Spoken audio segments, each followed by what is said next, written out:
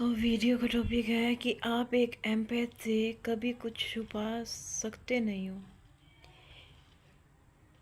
तो एम्पैथ से नहीं छुपा सकते जब तक कि वह प्रोसेस में है। उसे चकमा ज़रूर दे सकते हो, लेकिन जब उसकी प्रोसेस कंप्लीट हो गई ना, तो आप उससे कुछ नहीं छुपा सकते हो।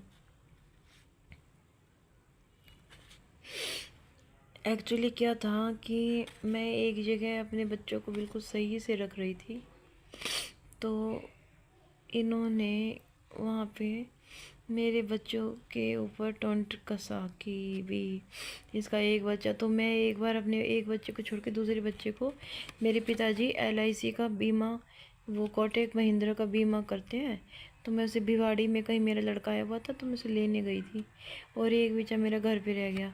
तो मैं शाम को भागती हुई आ रही थी कि मैं अपने बच्चे को संभालूंगी। तो वहाँ पे बोल रही थी कि पहले तो ये बोल रही थी कि पागल है ना, भाग रही है।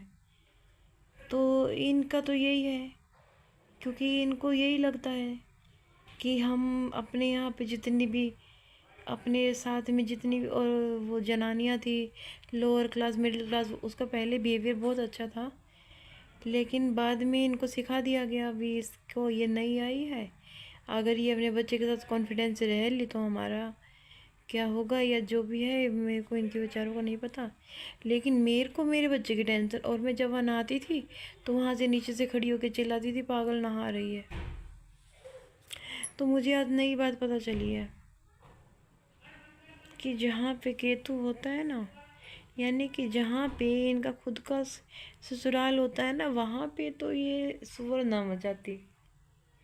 जहाँ पे दूसरी लड़की का बुरा होता है ना, उसको तंग करना होता है ना, वहाँ पे ये खूब शोर मचाती है। तो यही टॉपिक मैंने एक वीडियो में देखा कि अगर एम्पैथ कोई बन जाए ना, तो उसे कोई डिगा नहीं सकता।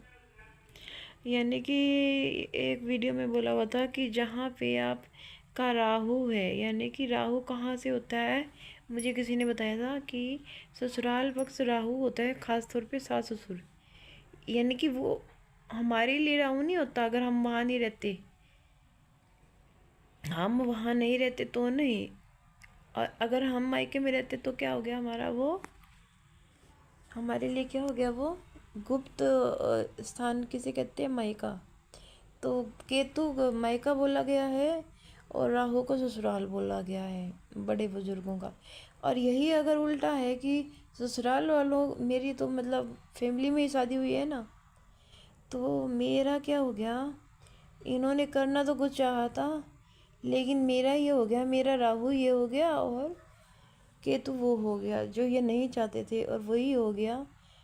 अब ये क्या चाहते ये सोचें कि, लेकिन मेरे दिमाग में ये बात जल गई है। किसी को अगर थोड़ी सी इन्वेस्टिगेशन करनी हो तो वो पता करे कि क्या चक्कर है इसका, कि जहाँ पे केतु हो वहाँ पे आपको शोर नहीं मचाना चाहिए। अब कहाँ पे केतु है, मुझे पहले मैं अपने मायके से बहुत डिस्टर्ब थी, अभी भी हूँ, मैं अपने भाई को लेकर डिस्टर्ब हूँ। तो कहाँ पे शोर नहीं मचाते बताइए आप। अब जिसका भाई गैम्बलिंग करे कुबड़ा हो जाए तो वो बता नहीं सकता, लेकिन मैं उसे बहुत शोर मचाती थी। अब जाहिर सी बात है, क्यों शोर मचाती थी, मैं उसको, अपने भाई है तो भाई का अधिकार रखती थी ना उस पर, बड़ी बहन हूँ। तो ये होता है फैमिली में, कुछ झगड़े प्यार के लिए भी होते हैं। तो थोड़ी सी नॉलेज मेरे को मिली है, और ये मेरे जीवन का सबसे बड़ा पजल था।